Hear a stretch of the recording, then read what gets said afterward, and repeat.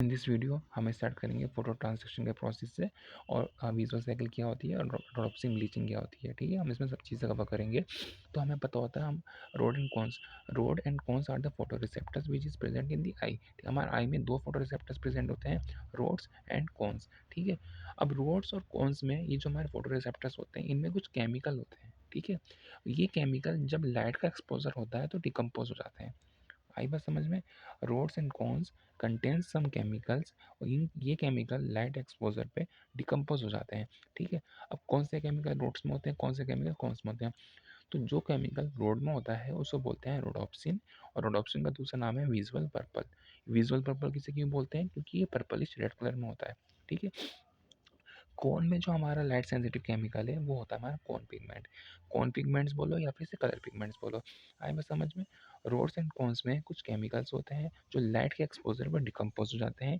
इन chemicals का नाम है हमारा rhodopsin which is present in the rods and the cone pigments which is present in the cone. ठीक है, अब यूजली क्या होता है, हमने देखा कि रोड में हमारा रोडोप्सिन होता है। ठीक है, अब रोडोप्सिन में क्या होता है, रोडोप्सिन मिलकर बनता है स्कोटॉप्सिन और रेटिनल से। ठीक है, रोडोप्सिन हमारी दो यूनिट्स होती हैं। रोडोप्सिन में रोडोप्सिन में हमारी दो यूनिट्स होती हैं। ठीक है, एक तो होता है स्कोटॉप्सिन स्कोटॉप्सिन और दूसरा होता है हमारा रेटिनल। ठीक है, स्कोटॉप्सिन जो होता है वो प्रोटीन पार्ट है, this is the protein part. ठीक है, रेटिनल जो है it is a pigment, it is a carotenoid pigment, it is a carotenoid pigment part.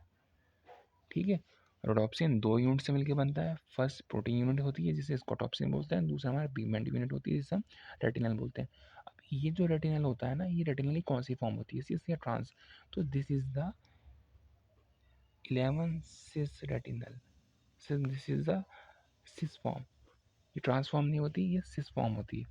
ठीक है, और एक बात और कि जो सिस फॉर्म होती है रेटिनल की सिस फॉर्म ही इसको टॉप्सिन से बाइंड कर सकती है, ट्रांसफॉर्म बाइंड नहीं कर सकती।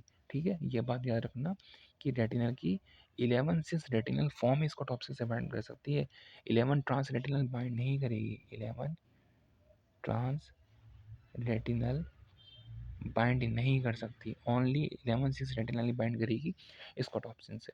ठीक है, जब भी वो मिलके बनाएगा हमारा रोडोप्सिन।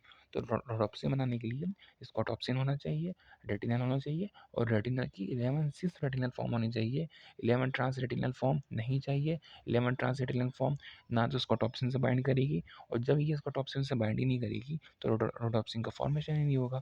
आई बात समझ में।